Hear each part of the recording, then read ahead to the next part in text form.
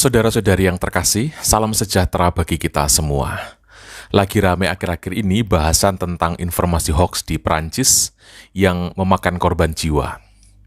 Tayangan saya kali ini tidak akan membahas tentang topik itu, tetapi saya ingin mengajak kita semua untuk melihat dan berpikir sekaligus merenungkan kalau Yesus yang dinista, lalu kita bagaimana?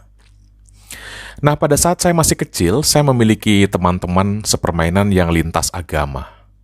Mulai dari Islam, Hindu, Buddha, Protestan. Saya malah tidak pernah berteman akrab dengan rekan se-Katolik. Ya, karena tidak ada anak Katolik yang sebaya dengan saya pada waktu itu. Kami akrab berteman. Tidak ada batasan, semua tahu kalau hari Minggu saya harus ke gereja, kalau Jumat teman Muslim ke masjid, dan ada hari-hari khusus ketika teman yang Hindu dan Buddha harus ke pura dan ke wihara. Sampai pada suatu masa, kerusuhan Poso terjadi. Saya mulai membaca di dinding-dinding gereja yang terbakar tulisan Yesus Babi. Itulah kali pertama saya melihat realitas beragama di wilayah saya. Tulisan Yesus Babi itu dibaca tidak hanya oleh saya, tetapi juga oleh teman-teman saya yang Muslim, yang Hindu dan Buddha itu. Saya ingat saat itu saya kelas 3 SMP. Tepat beberapa bulan sebelum saya ke Manado untuk menjalani tahun-tahun sebagai seminaris. Saudara-saudari, ungkapan-ungkapan sarkastis kepada Yesus, kepada pimpinan kita, Paus, kepada gereja kita, sepertinya bukan barang baru.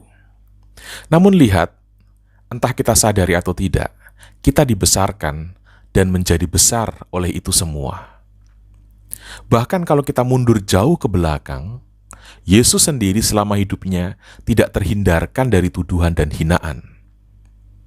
Keluarganya sendiri bahkan menyebut dia tidak waras lagi.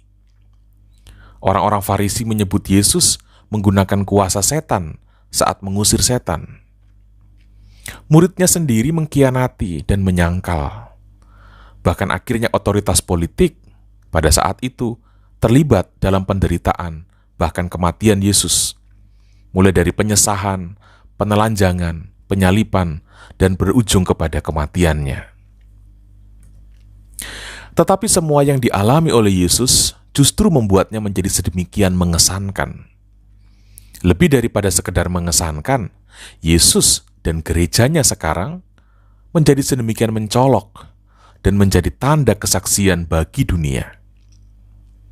Bahkan sampai sekarang ketika hal-hal itu masih saja terjadi, dunia masih saja tidak memahami bahwa penderitaan dan salib yang dialamatkan kepada Kristus dan kepada gerejanya justru membuat Kristus dan gerejanya semakin dikenal.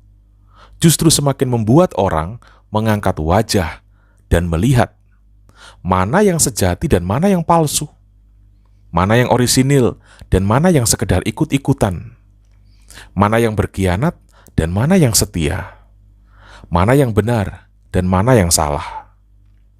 Yesus sendiri berujar, "Dan aku, apabila aku ditinggikan dari bumi, aku akan menarik semua orang datang kepadaku."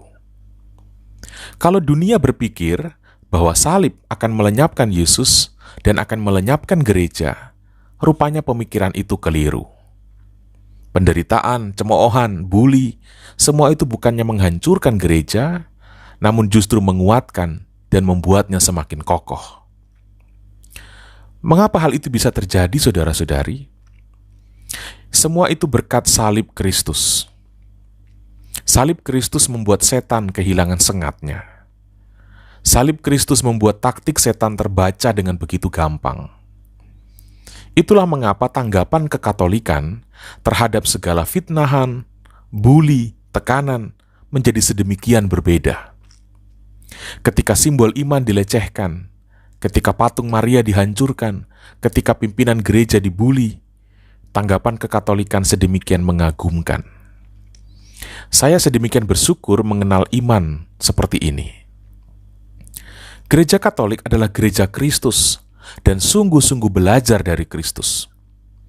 Belajar dari kemanusiaannya, serentak berserah dalam keilahiannya.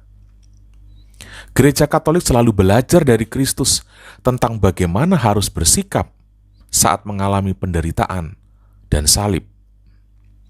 Kekatolikan seakan membahasakan pernyataan, iman yang sejati bukan tampak ketika lolos dari salib atau mampu menindak musuh secara adil.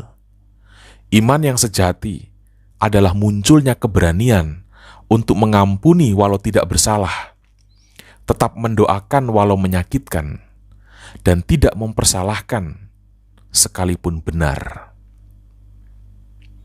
Saudara-saudari, Tuhan Yesus memberkati kita semua.